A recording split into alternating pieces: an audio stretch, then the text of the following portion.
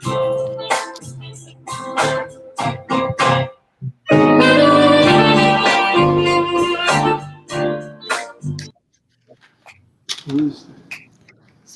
Satari. Well, hey everyone, this is Voices from Wise Women. This is Shquestra Satawi, and I have three beautiful women that are here today, and they are family members. And there's Celia and Shadia and Emily, and they're going to talk about Urgent Inc. and the organization that they have. And so I'm real excited about them. I've known these people for, wow, almost over 30 years. Wow, it's been a long time. And so we go back and we've had a lot of different adventures and journeys and all kind of stuff. And we know each other's families. So I have them on to really talk about Black women working together in a nonprofit organization. So I'm really excited about that. So today, I always pull my card, and the card I pulled today said, "My life works beautifully." So that's our card we pulled today. My life works beautifully. And on the card, it says, "My potential is unlimited." These women definitely use their potential. Unlimited, unbelievable. So we always do our 30 seconds of meditation before we start to bring everyone into the room, to quiet ourselves down so we can be able to ask the questions. So let's do our 30 seconds of that.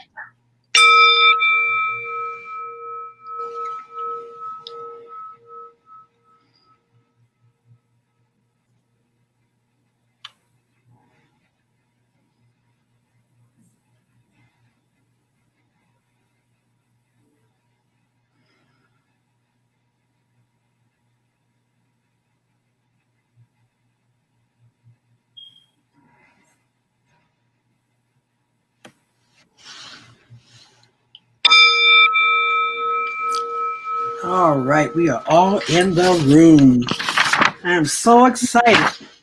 So let's start with Celia, who is the CEO. Oh my goodness. I know a couple of CEOs. I'm very excited about all that. So let's just talk about Urgent Inc. And Celia, your role with the company or your organization. Sure. So hi, everyone. Celia Nelson. Currently serve as CEO for Urgent Inc. And Urgent Inc. is a nonprofit youth and community development organization based in Miami, Florida. Our mission is to empower young people to transform their communities. And we're celebrating just over 25 years this year. Wow. And yeah, so we just hit that great milestone. We have an expertise in providing academic support, positive civic engagement, career development. So you're going out, huh? Arts and culture, entrepreneurship.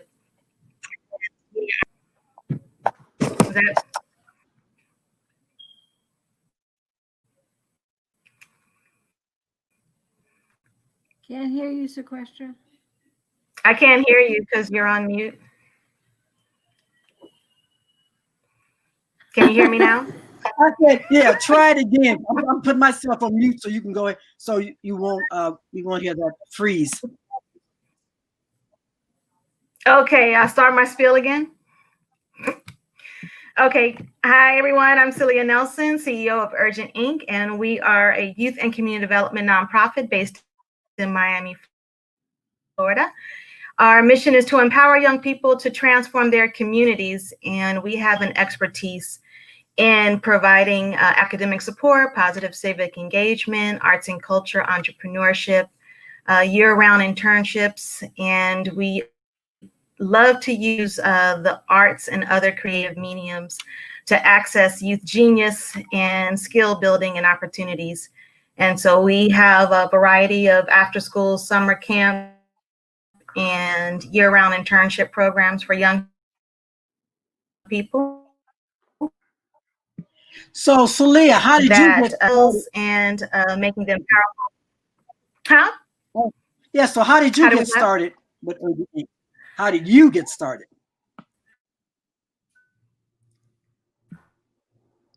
Oh, Celia. A little over 20, maybe. Am I going? My internet's acting silly? Yeah, a little, but that's okay. So just tell us how Urgent you Inc. how did you get started with Urgent Inc?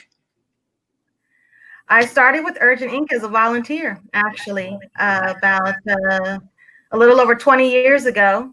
The organization was still in grassroots mode, had only been in existence for a couple of years when I came on board. I was introduced to a couple of the founders, and at that time, it was a volunteer-led organization just by the board of directors. And so when I got introduced to the organization, they said, well, yeah, you can come on board, but we can't pay you. So I said, sure. And I started as a volunteer. And I helped develop the first program, direct service program of the organization. Prior to that, they had been doing actually media education. So they were bringing people together to talk about critical issues in the Black community in Miami. And they would have people on public television and radio shows, from politicians to grassroots organizers coming together to talk about how to activate change in Miami's urban communities. And so when I came on board, I was like, well, I don't think we can just talk about it. What can we start to do about it? And the organization pivoted then to provide direct service programs in the community. And we actually started out back in 2000 with our first direct service program focused on girls, because that's what I knew. And I was able to start a rites of passage program with the help of Emily, my mom, and also taking what I had learned from participating in the rites of passage program that I went through with you, matter of fact, and about 20 other elders that were based in San Diego at the time. And I was able to draw on that information, a teeny bit I learned in college in terms of writing grant proposals and what have you, and was able to get seed funding from the Women's Fund of Miami-Dade County at the time to start a small rites of passage for girls program at the first Black high school, actually, in Miami, Florida. Oh, great. So your first program, Emily Gunter. So were you part of that program when they started it? Yes. So tell us a little about what you do with Urgent Inc. Okay, being the founder of the Rites of Passage Youth Empowerment Foundation. Uh-oh. Got it. I can't hear you. Okay, can you hear me now? Now I can. Okay. Okay, maybe I should. Now I can hear you. Okay. Yeah, you got to speak a little louder. Okay. Being the founder of Rites of Passage Youth Empowerment Foundation, I offered my services, of course, to Celia to help set up a Rites of Passage program with all the 8 elements. And then she turned around and asked me to open up the first public school after school using the Rites of Passage curriculum. And from doing that, then she asked me to, I wrote a book called Super Learning, which had all the different elements in it, so that everybody can read it at any time. And then she told me that was not good enough, that I had to actually write a curriculum to go along with this book, step by step of everything I did to make it successful. And then I said, well, I don't need to do that. Jay can just read the book. She says, no, not good enough. So I started to write the curriculum. And then I realized that I was the only one who could do it because it was mostly in my head. And so for that, I thank her greatly, because it took me 6 solid months of writing, editing. And then she edited for me. Then Shadia edited for me. And so today it's still operating. Oh, great. Now, Shadia, tell us what you do with Urgent Inc. Hi, welcome. Thank you so much for having me, Shquestra. All right. Hi, so I'm Shadia Nelson, the artistic director and the programs manager with Urgent Inc. for the past 16 years. So I help to inspire dynamic young people pulling out their talents by cultivating young filmmakers and activating young entrepreneurs. So I work from the whole age group, the age spectrum. So we have grades from K to 12 across all programs. So as part of managing all programs, I also manage the artistic development and the talent and cultivating that and putting that all together. That's really good. So I want each of you to come back again to really talk about your program in length, because today we just want to talk about how you interact as a family working with this organization, because I want women to know that you can work together as Black women and have a successful organization, but there are some ins and outs. And so we just want to talk about those kinds of things. Like, I know there may be times when you disagree. So how do you handle those disagreements? Celia, you're the CEO. So how do you handle disagreements when your sister may want to do a program, or your mother may want to do a program and you don't have the funding, or whatever it is? How are you able to handle that? Nobody can disagree. No, no, I'm just joking. Although they may not go, I don't know. Well, fortunately, both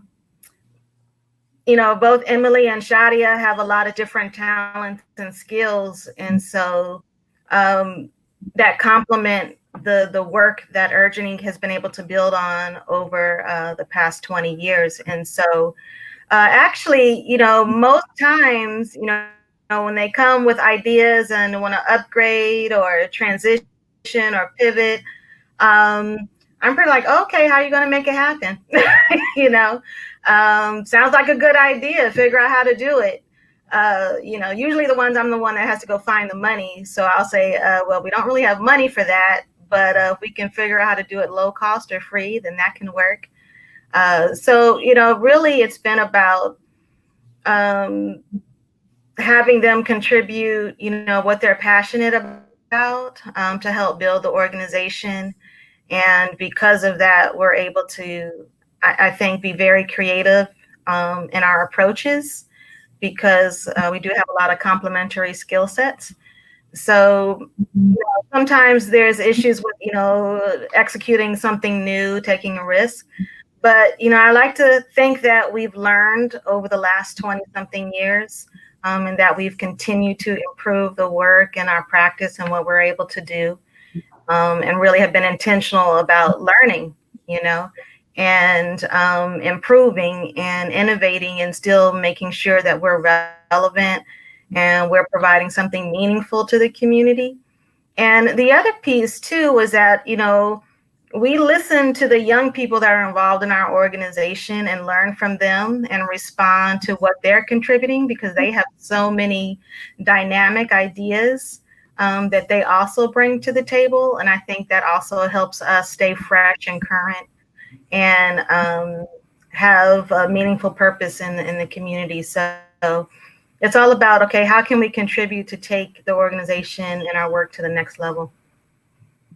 So I know people that have organizations and their families come in and out, but they don't really run programs like you all, do. So this is a question for all of these. So if someone was going to start an organization or has an organization and they're bringing other families in, what are some things you want to let them know that they should be on the lookout for, or some things you want to give them some words of advice if they were going to start this program and a lot of family members were going to be participating in? What have you learned? Be on the same. Go ahead, Emily.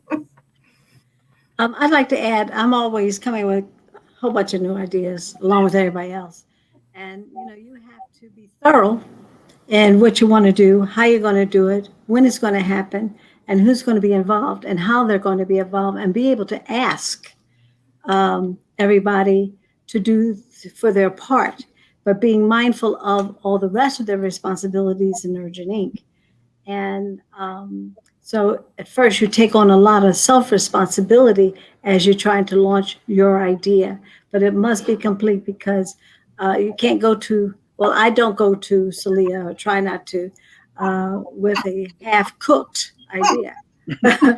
I do mind maps, and I mind map it out and see if I can close up all the gaps and answer many of the questions, so that when she said, how are you going to do this, and how are you going to do this, and how are you going to make it happen, that I have an answer. And because the last thing I want to do is go to Celia with an idea and have no answers. Yeah, speak up. Oh, I said, and go to Celia and have no answers. Oh, okay. All right. Shadi, you want to say something? It helps to like everybody. Yes. And get along personally, and just learn how to manage a professional working relationship in the workplace, and set up workplace etiquette on how everyone is being addressed equitably in all situations, and just certain protocols I think would be very helpful, and learning how to support each other on where they're at. So talk about your protocols. What do you when you say that? Like, do you call her? I don't call Muti Emily. I mean, I don't call my mom right. at work. Right. I always call her Muti Emily. So anyone who questions, isn't that your mom? Yes, but in this workplace, I always professionally refer to her as Muti Emily. Okay, that makes sense. Okay. And the Muti I got from Shquestra 25 years ago. Yeah, right. So, Celia, what were you going to say about that whole thing about working together? No, I think Shadia hit it on the head with, first liking each other helps a lot, and kind of respecting, their passion and skill, and that it's in alignment with the mission of what it is that we're trying to do.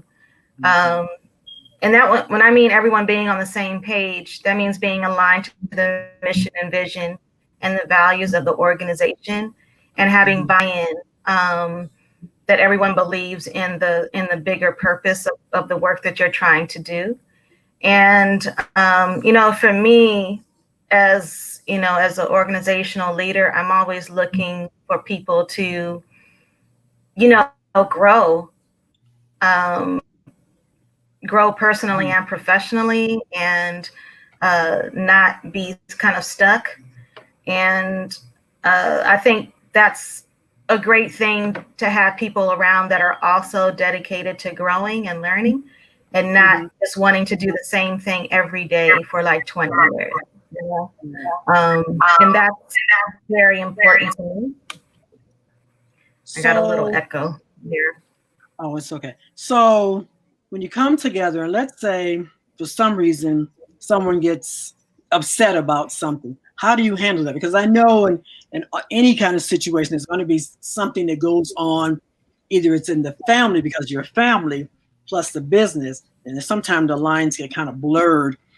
So how do you handle that when someone is upset?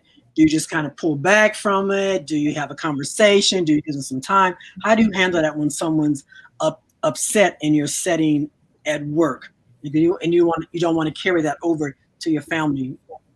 As far as I was going to say the joke that we have. Go ahead, Emily. You can start. Go say the joke first. Say the joke first. We call it the Kitchen Chronicles. And in the kitchen is where we kind of hash out and joke about the problems that we have, and hopefully try to come up with some resolution. Okay. And not handle it, in the workplace necessarily, and kind of take it to the back office. Okay. Which which we call the kitchen. So, and I would have to say, sometimes it works, sometimes it doesn't. Sometimes it does take a minute to come back around to a conversation that may have more, passion. So I think we are learning how to navigate it. But sometimes it can be difficult, because there's also, I think, another level of pressure of performance that people want to do well for each of the family members. Right. Which can, and I'll speak for myself. Sometimes I have a higher expectation of family contribution than other staff. So in that way, sometimes it's hard to set boundaries in terms of the limit on what you're asking your family members to do for you. Emily, you were going to say something? Yeah, I tell you, Celia has been a master of negotiations since she was a little girl. So whenever she comes around to line up all the ducks and tell her where everything is and tell us where everything is and give us her take, normally nobody has a better take. Mm-hmm. She's truly our leader. Oh, okay. I might be mom, but Right. she's the leader. Right. And I think it's important to know where everyone is and in that particular workplace that Leah's in charge. And so I think when you don't compete against each other and you work collaboratively, that really works. That really works. And so Stephanie and I did a show last week about mother-daughter relationship, and someone asked us, what do you do about competition? We don't compete against each other. She's my daughter, so why would I compete against her? And I think, knowing you for all the years, you don't compete against each other. You have these conversations, and I've been around when you've had these conversations. We've had a lot of fun and stuff, and we've always worked together collaboratively. And so I think that makes it much easier than for you to compete against each other, because you all have a common goal that you're trying to better your community. So I think that's very important. That people need to not compete. Mothers and daughters compete, or sisters compete. I think that's important. And I think you all, I don't think I've ever seen you compete against each other. You've always worked together to support each other in whatever it is that you're doing. And that's very, very important. What I find interesting is that when we're at work, I don't look at Celia as my daughter. I look her as my leader and my mentor. So do you all think, as Black women in an organization, that there are more expectations on you from yourself, as Leah was saying, and the community as well? That's a good Nobody has higher expectations of us than us, and of Celia of us, to me. Telling the truth. I think as a Black organization in general, you do feel another level of pressure. I'm not sure if that's self-imposed or if it's like real. But yeah, I feel a pressure of projecting a certain standard and quality about the work that we do. I am hyper vigilant about that, and how we project the work that we do, that we're strength-based, that we are building capacity, and that we maintain a professional operation, and that we set ourselves to a high standard, from our program implementation to our financial management, to the brand that we project. I know oftentimes I get on my staff's nerves saying, no, we can't put stuff out like that. Recall that. That's not going to work. Right.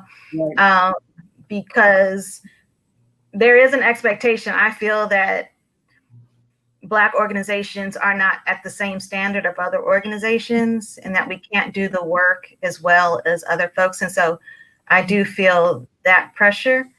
So I want to make sure that what we put our name on is quality work, and that the young people that we that invite themselves into our network are not perceived as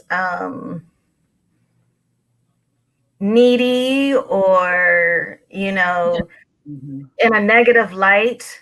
You'll never see us put up an image about this broken down person. No, we don't do that. We like to project the strength and the skill, and just the greatness of the young people that come in our fold, because they're so magnificent, as they're developing and growing and finding out who they are. And that's what we want to project, that, they have a voice that matters, and we want to create a safe platform for them to grow.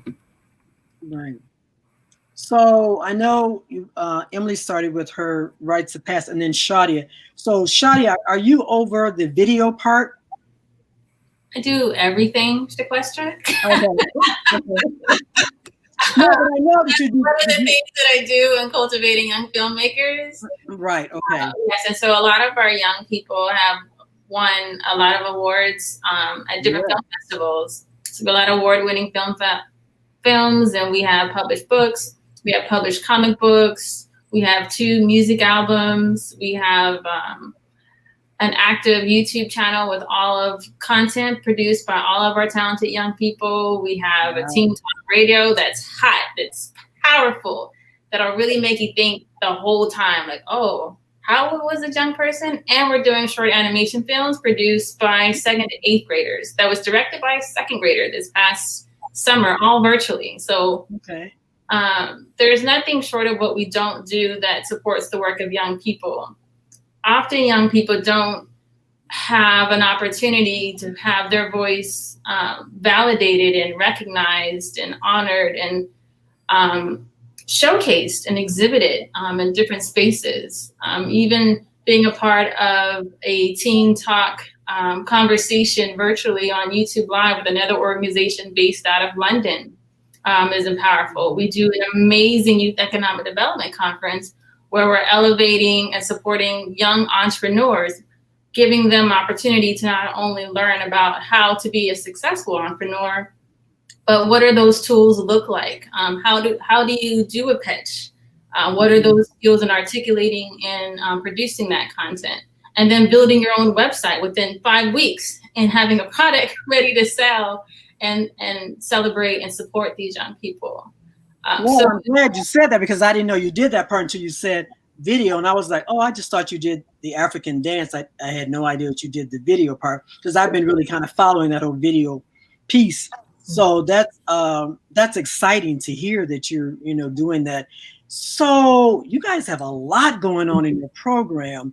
So do you ever say to someone else that's in charge of another program, have you thought about this or have you thought about that? Or does the rites of passage collaborate with your video and your African dance? Do you do that? Well, the great thing about our rites of passage curriculum, it is the foundation for everything we do. So it's integrated into all programs. Okay. So that is the foundation that's integrated into all of the social emotional learning for all the young people. So it's not an isolated program. Mm-hmm. Yes, we do have a program gender specific for our rites of passage girls, for our middle schoolers, but the curriculum doesn't just sit with that particular program. And of course, we celebrate all young people in our annual program recognition ceremony at our rite of passage. So everyone is celebrated through their rite of passage into adulthood. So that's where you'll see the African dancing. Okay. So when someone comes, let's say I have a child and they come to your center, then what is the procedure to feed into these different programs?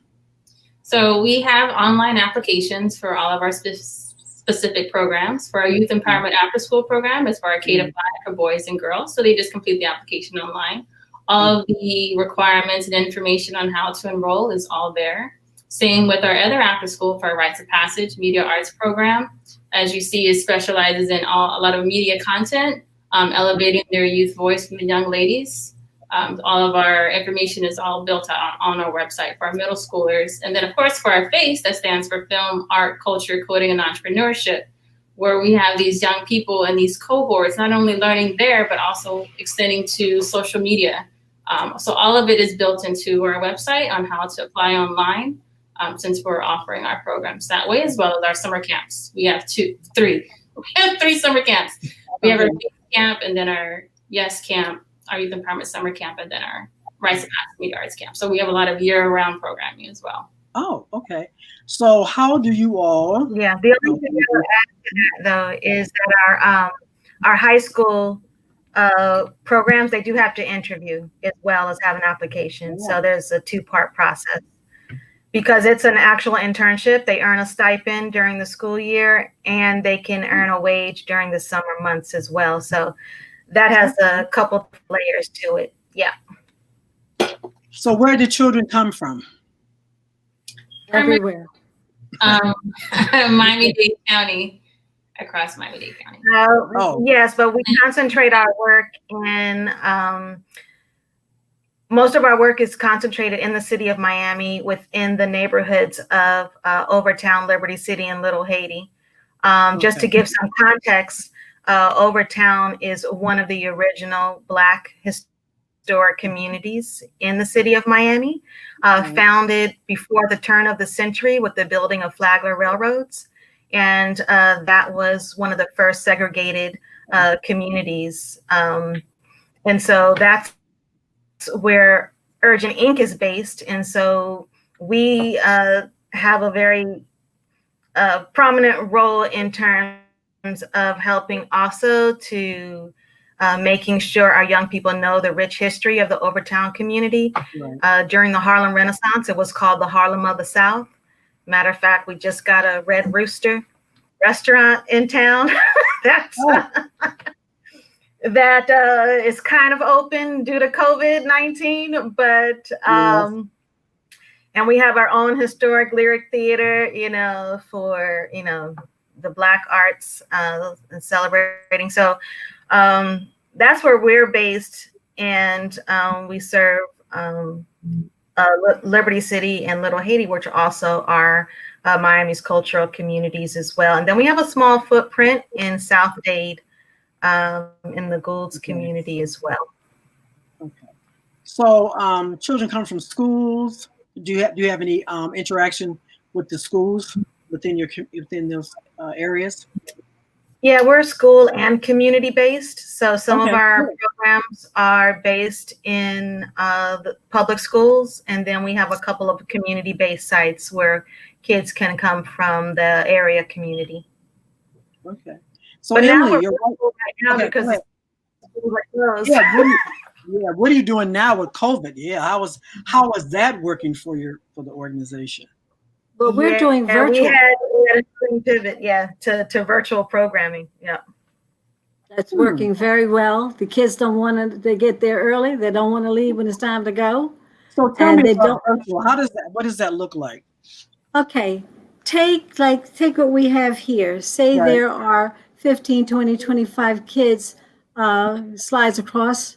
And we have a program that we put on Google Slides in order to keep the momentum going for the day. We open up with a unity circle where the kids are basically meditating and yoga to bring their minds, their heart, and their bodies together in a unified fashion with all the kids. And then they have their program oath, which is nothing more than affirming life, affirming humanity, affirming their own mind and their own abilities. And then they have a song that they love singing to and stomping to and carrying on. And it includes all of our values, our core values for Urgent Inc., which stream through every single thing that we do.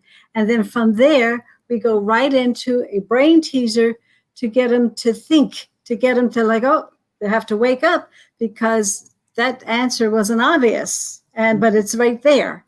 Right. And a lot of this is the Rites of Passage program that comes at the beginning of every single day, and then different aspects of the Rites of Passage as we go into social emotional learning, developing literacy, developing physical fitness, as well as, who did I miss? Did I miss anybody?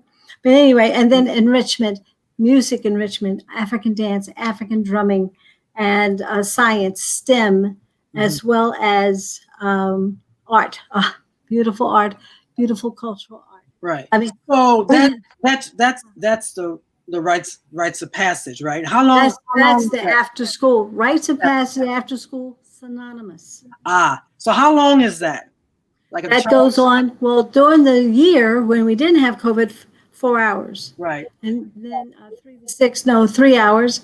And now they're saying 2 hours. But the thing is, those 2 hours are so dynamic and they're so engaged. We don't have to worry about finding the kids. They're stuck right there. And then they say, I got to go to the bathroom. Hold up. We said, hurry up and come back. Right. So, I mean, it's so dynamic, so engaging, so much fun. My teachers are enjoying it. my certified teachers and the kids, especially who have gotten a voice so that they speak into everything we're doing and making suggestions, and we're running right with them so that we don't lose them. Right. You know, so so you have teachers that you all employ as well? Yes, we have certified teachers, and then we have certified youth specialists who we train, and the Department of Family and Children and the Children's Trust also help train them.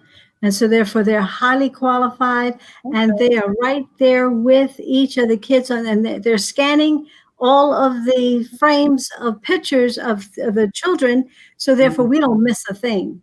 And therefore we will email their parents if they're doing something out of order that need to be pulled in place immediately, so the kids know we're on it. But the thing is, we don't have to do as much of that because they love the program.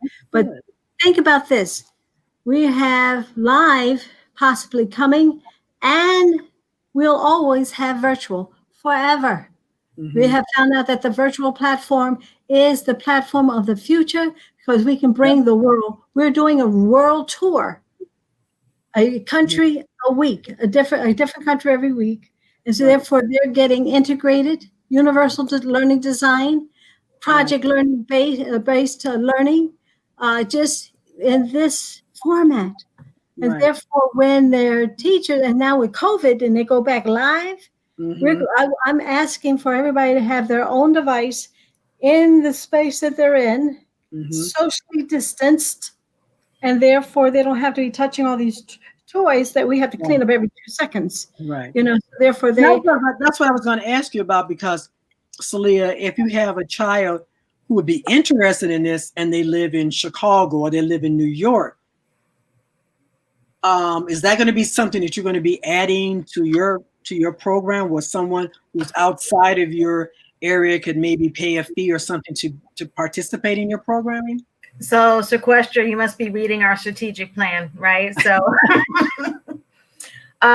yes, that is something that we are developing the capacity to invite students outside of the local community to begin to participate. And so right now, what we're working on is how the mechanics of how that's going to happen in terms of integrating the local community and inviting other communities to participate. And we've been piloting that a little bit over the summer, seeing how that could potentially work. And then we'll be exploring opening up that more in the future. So we're working on the logistics right now.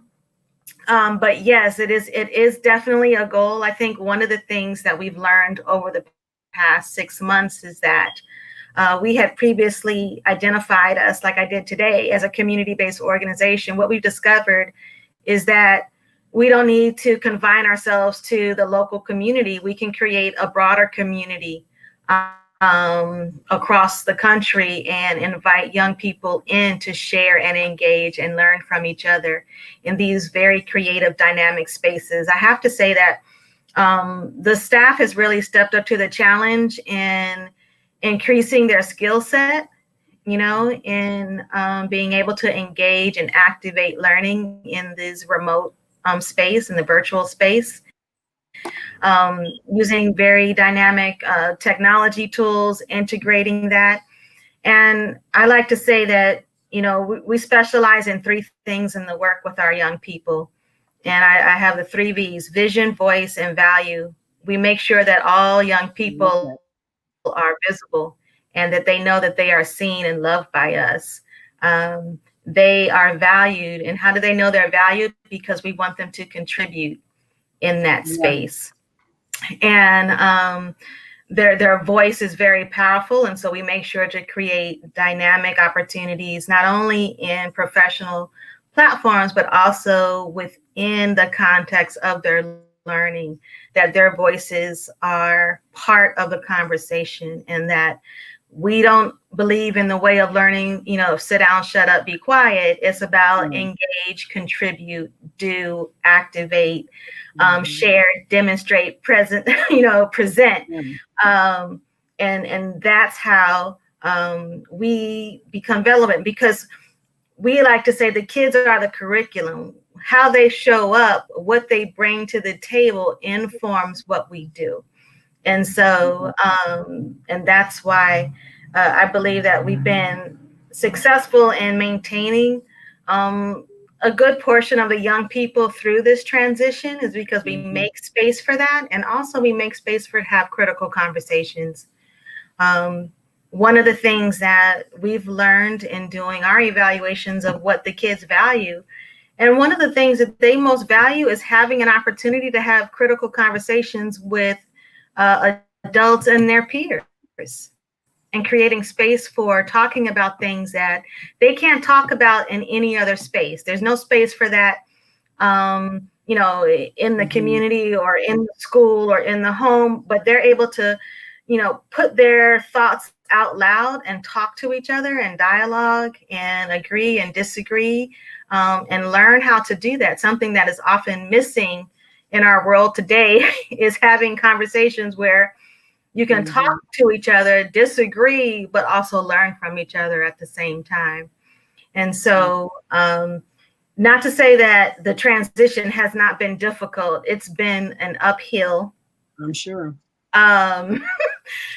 Sometimes I'm sitting at my desk like, oh my Lord, what are we going to do about that? I have no clue. Like, I've been a lot of clueless over the last 6 months, and learning, just learning what we're going to do. You know, and we did lose, you know, over 30% of the transition from the kids from in person to virtual space, because there's a lot of disparity, you know, internet access, from device accessibility, family volatility, you know, with the loss of jobs and other resources. So I can't sit up here and say that, you know, we've been doing perfect. No, we've been doing the best we can in the environment that we have been subjected to. I call it, there's this term I learned that I've been using to like set the context for all the discussions, and it stands for VUCA: volatile, uncertain, complex, and ambiguous. I said, that is the context that we are working in. And I don't want to get it twisted like I know anything. I don't know anything. I'm just figuring out one day at a time, like everybody else, because you make a decision today and then tomorrow something changes. The school system makes a new rule. You know, the funders say, oh, no, we're not going to provide money for that. A student has to move, you know, from one home to another. Like, there are so many things that you have no control over, that you just have to be as nimble and flexible as you can to navigate in these uncertain times. And I think what you're talking about, expanding digitally, that's going to really help in terms of numbers and what have you. Because I think we have to really start thinking out of the box now. And we have, and I have some things, when you were saying some things, I thought of some things, and I'll talk to you offline about some things that you might want to do to also expand as well. Because I was thinking about, even though I'm retired now and at home, but I was thinking about, oh my God, how are people going to get their numbers? How are people going, what are the funders, because I'm not involved, but what are the funders saying now because of this COVID thing? Are they allowing people to have extra time? Or do they still want you to have the numbers, you know, at a certain time? I mean, I was just thinking about all those kind of things as I'm sitting here just, you know, seeing this whole COVID thing. So I know all that. And I was thinking about the sister that I know that's the CEO, you know, and you know, that's a lot on you, that pressure of how you're going to be able to do the things that need to be done so that you can have the funding to be able to do other things that you want to do, or to complete the funding for things that you've gotten money for. So I do know that's a whole lot. But I think you being, you know, you're very smart, and I know you're, you know, you come from a family that's a visionary, that are visionaries. So I know that you will be able to come up with something that will really expand your program and be exciting to the kids. But I wanted to ask Shadia. So Shadia, are you going to be doing like any dance classes online? older people can do a little something in their house, you know? Does that sound like a personal request? I'm seeing people doing that, and then they're charging a little something. I was thinking, well, that's probably something you do, you know, and then something for older people. So I'm seeing a lot of, like, even with yoga and stuff, and I take yoga, but you have to, for older people, you have to do it. It has to be, what's the word I want to say? It can't be as intense as it is for a younger person. So it has to be kind of slow, because, you know, we forget, like, wait a minute, what she said with that step or whatever. Shawty could probably do a little something, or some of us could do something, you know. So I was just thinking, now that, you know, the children are coming out, what are you doing in terms of with the students that you work with online? Because you do dance and other things. So how does that translate virtually for them? I haven't taught dance virtually yet. So I guess I'll add that to my list. As we prepare for this school year for a crossover program recognition ceremony. But as far as the other activities that we do, it works really well in this virtual space as we're engaging them in the conversations.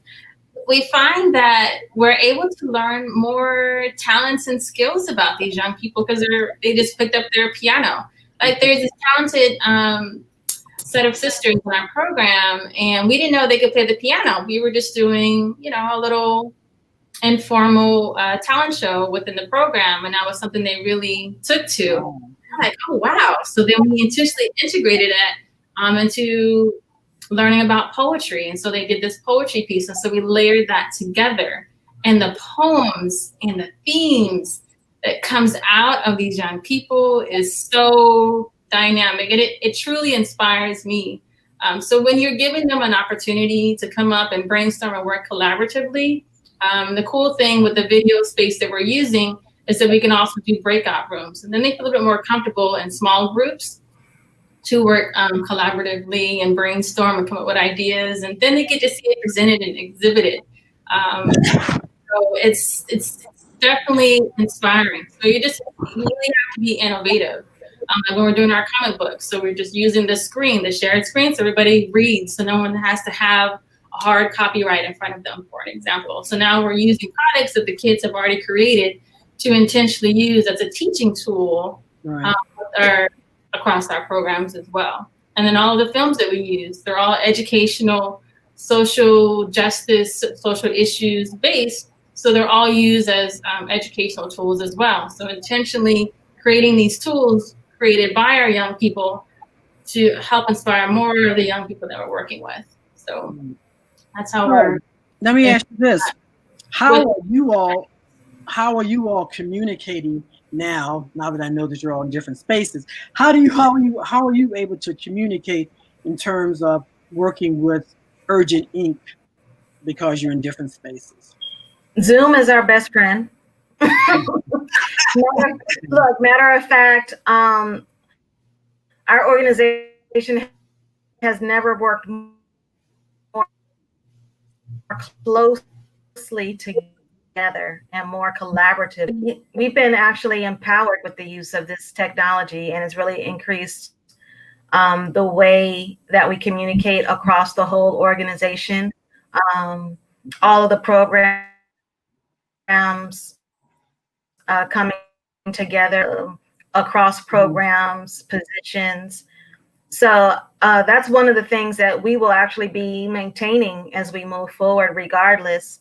Now that we know how to use this technology to really increase the collaborative nature of the organization, it's been great, and it's been a lot of positive outcomes have come from being able to just work together in this virtual space. I've been pleasantly surprised. Yeah. I've asked Celia. Go ahead. If we can speak on we have been planning a school for a couple of years now, and this virtual piece was included in that, but we've actually implemented parts of that program called Urgent Academy. Celia, can you speak to that and your PhD in education and being the lead of that, Lord along have with mercy. everything else? Celia, you back in You school? can't show me. I am back in school, actually. We are working on a school through Urgent Inc. called Urgent Academy.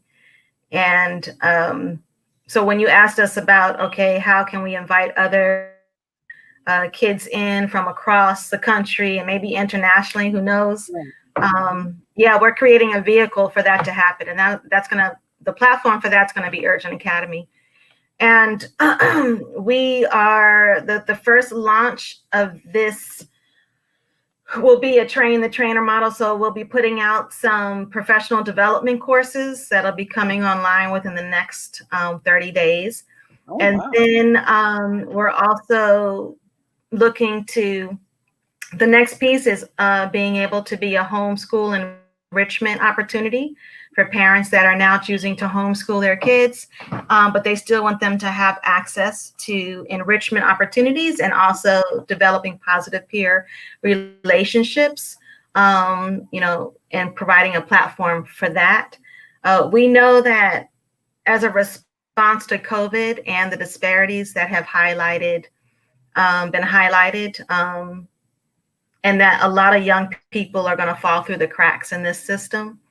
We're also looking at how we can be more responsive to being one of the solution providers and helping young people re-engage with their education, because virtual school has been no joke. And the first iteration of that was totally overwhelming for a lot of young people. Right. It was overwhelming for a lot of teachers because they had never taught in that way before. And so there are best practices that are known that need to be developed, and that it's not easy to transition. And so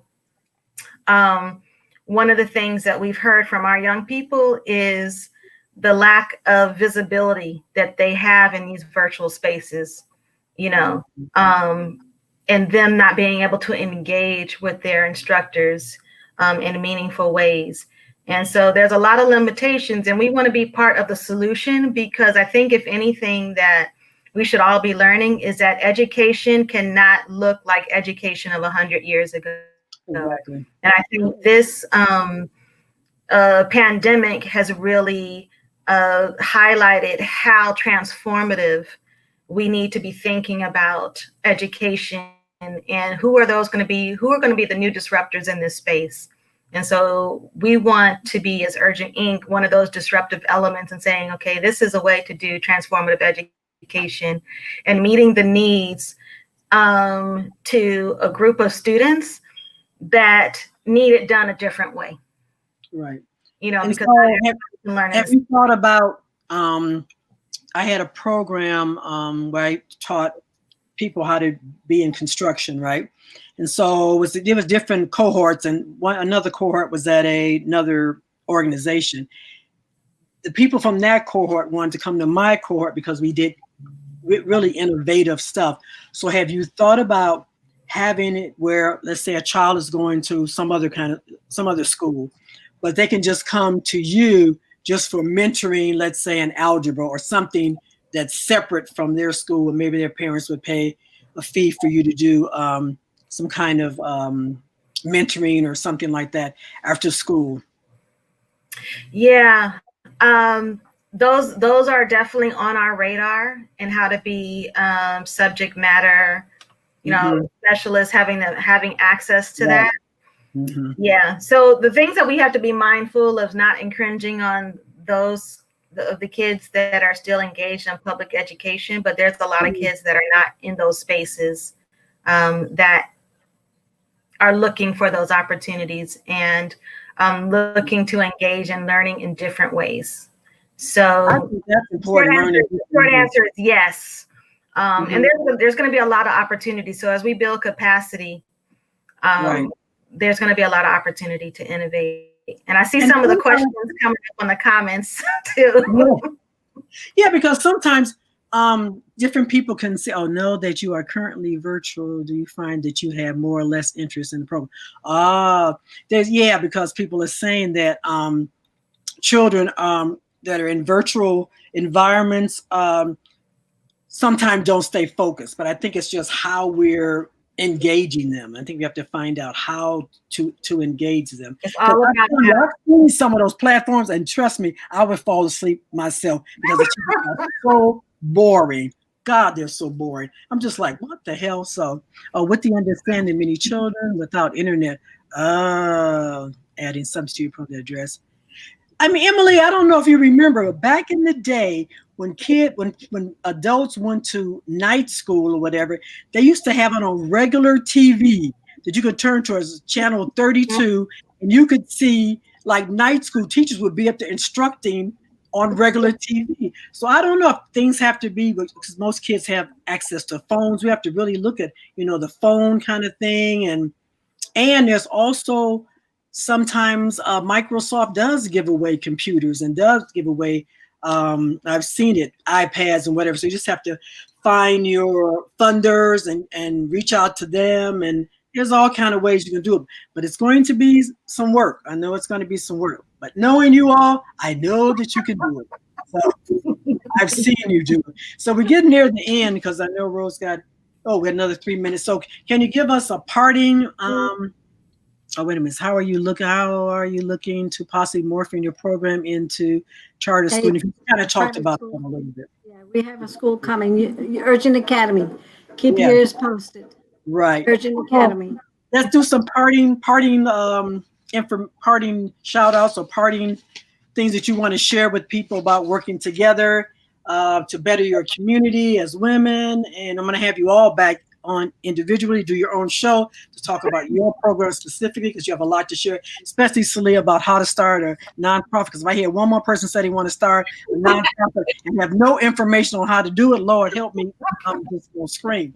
So we definitely want to have you talk about, what it's like. It can be done, but it requires expertise. It requires some things that you need to do. You just can't wake up in the morning and say, I'm going to start one. So I just want to have that. So Shardy, so your little parting words you'd like to share, Celia, with us? Well, one, thank you for the invitation.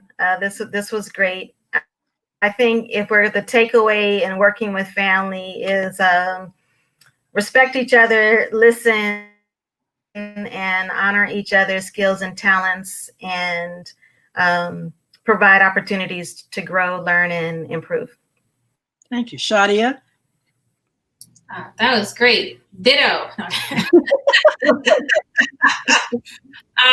In addition to that, definitely supporting and coaching, and patience with compassion, and being open to really working as a productive and effective team to provide that additional support. Lots of patience and compassion. Yep, that's true. Starbucks doesn't help.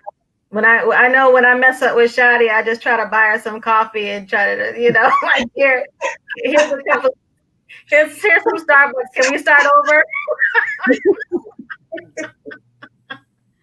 That works. Yes, learning how to navigate those relationships. Yes.